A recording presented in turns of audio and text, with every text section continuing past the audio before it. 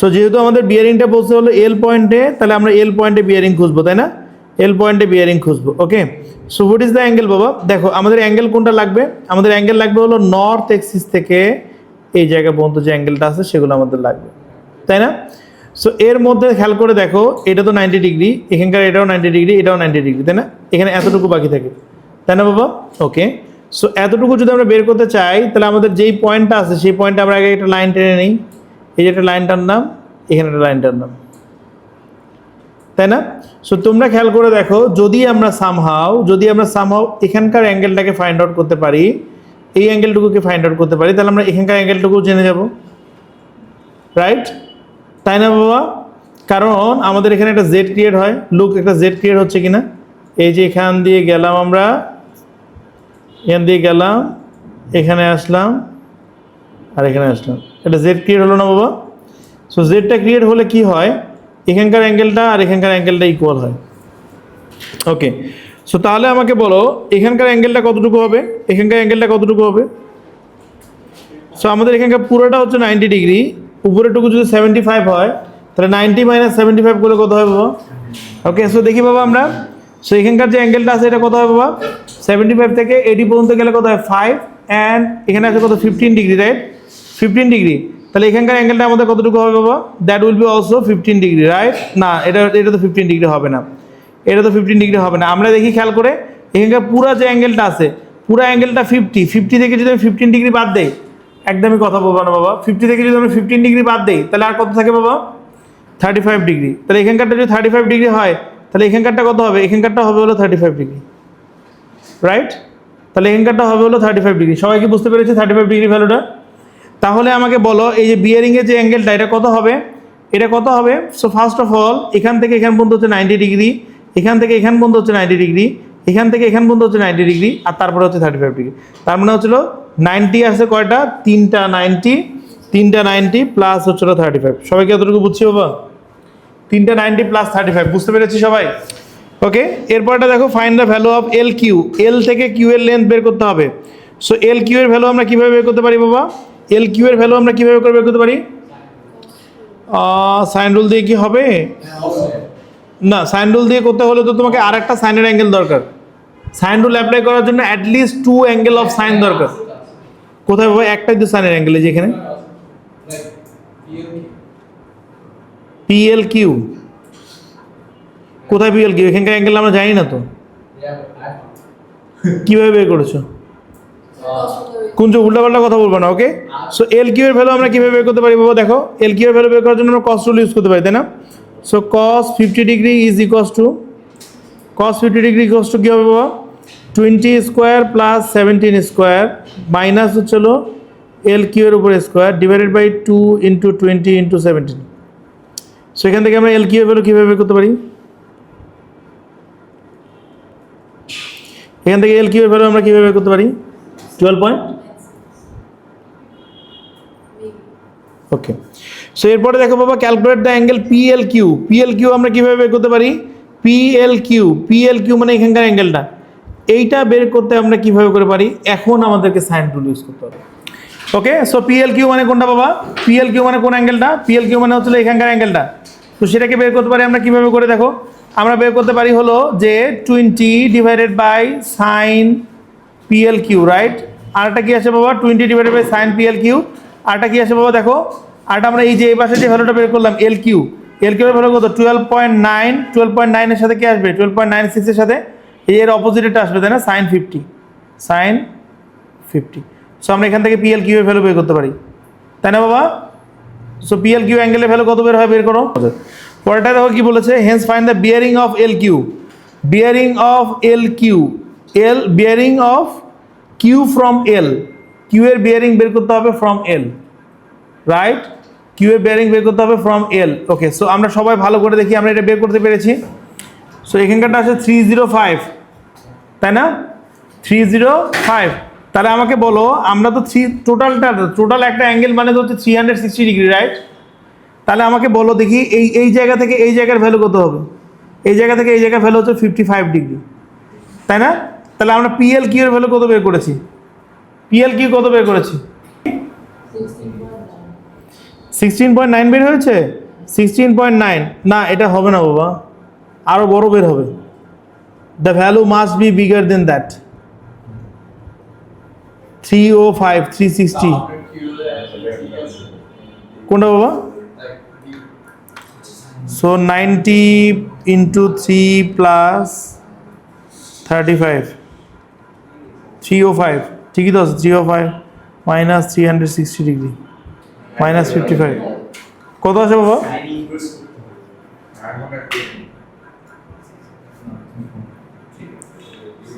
So 20 multiplied by sin 50, 20 multiplied by sin 50 divided by 12.96, 1.18. So আমাদের এখানে অবশ্যই এল Q এর ভ্যালুটাকে চেক করতে হবে। এল কিউ এর ভ্যালুটা চেক করো। cos 50 multiplied by 2 into তোমার calculation, cos 50 multiplied by 2 into 20 into 17 minus 20 square minus 17 এর উপরে স্কোয়ার 15.87 আসবে। এল কিউ এর ভ্যালু আমাদের ভুল হয়েছে বাবা, দ্যাট উইল বি 15.87। সো তাহলে এখানকার ভ্যালুটাও চেঞ্জ হবে 15.87। এবার ক্যালকুলেট করো। 20 multiplied by sin 50 divided by 20 multiplied by sin 50 divided by 15.87 sin inverse answer. So that will be 74.88. তাহলে এই পুরোটা দেখো বাবা, এখানে একটু মনোযোগ দিয়ে দেখো সবাই। এই জায়গাটার ভ্যালু 74.88, এতটুকুর ভ্যালু 55, তাহলে এতটুকুর ভ্যালু কত হবে? তাহলে এটা কত হবে বাবা?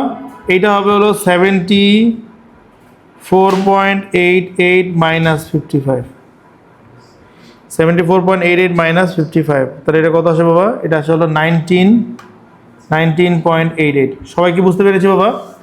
19.88 সবাই কি বুঝতে পেরেছি? তাহলে এখানকার বিয়ারিংয়ের ভ্যালুটা কত? 19.88। এই বুঝছো না স্যার? বুঝছো বাবা?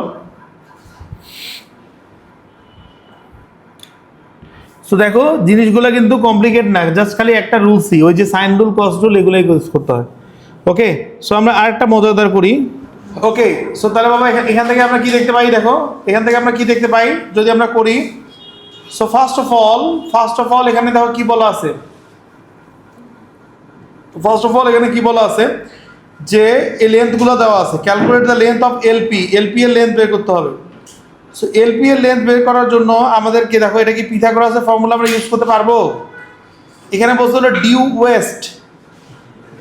ওয়েস্ট মানে একটা পয়েন্ট থেকে ডিউ ওয়েস্ট অ্যান্ড সাউথ, আমাদের যে ডিরেকশনগুলো আছে সেগুলোকে যদি আমরা লিখি, সবার উপরে থাকে হলো নর্থ, নিচে থাকে হলো south, north south east West.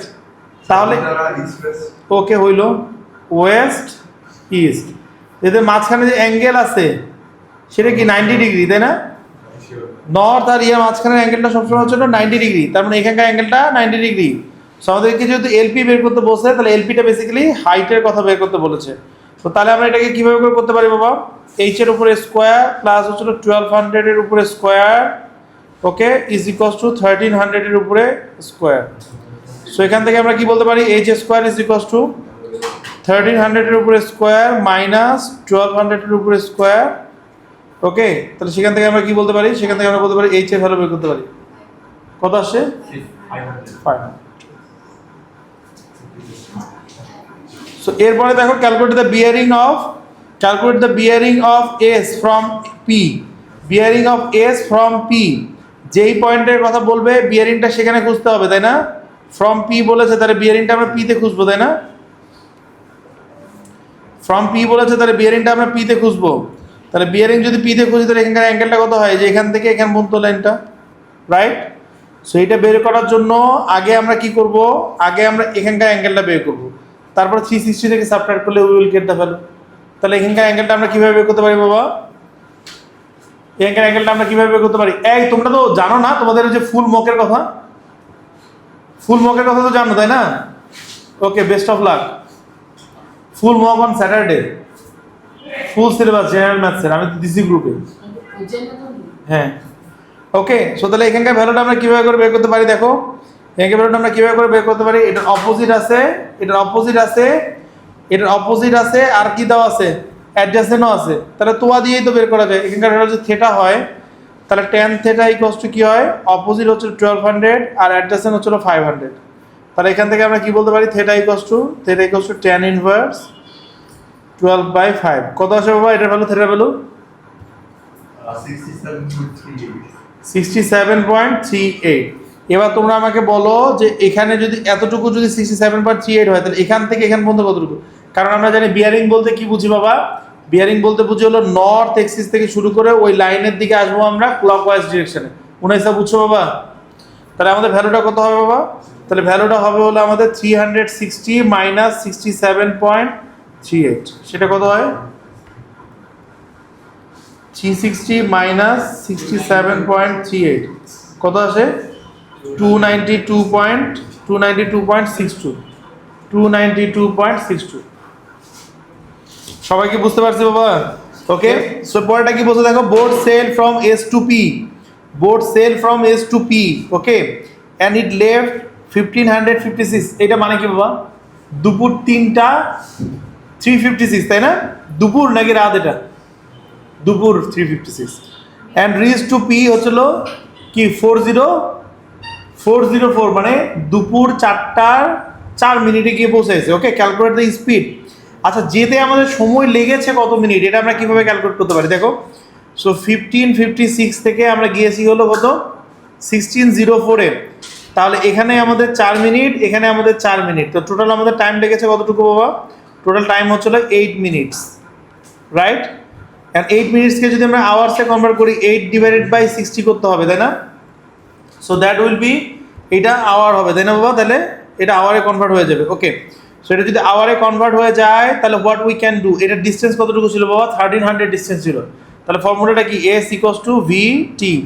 So ডিস্টেন্সের ভ্যালু কত বাবা? 1300। ভি এর ভ্যালু কত? ভি এর value we don't no.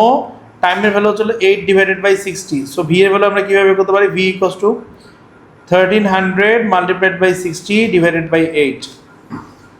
So 1300 multiplied by 60 divided by 8. এত বড় ভ্যালু আছে?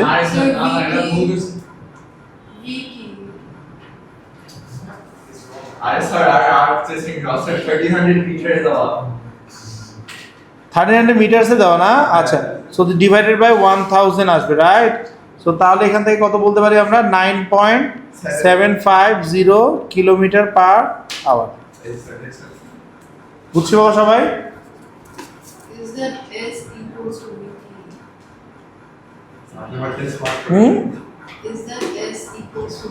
S equals to VT, right? Distance equals to speed into time. Distance equals to S কে আমরা S দিয়ে distance ডিনোট করি। Distance equals to speed multiplied by time. স্পিডকে আমরা velocity বলি না বাবা? সো দ্যাটস ওয়াই এটা এরকম। বুঝতে পারছো না স্যার? বিয়ারিং ক্লিয়ার হয়েছে বাবা? সো আমরা দেখি বাবা এবার এরপরে কি হয়, তাহলে এখান থেকে আমাদের এখানকার এই ভ্যালুটা আমরা বের করতে পারবো। So this is the point of M, right?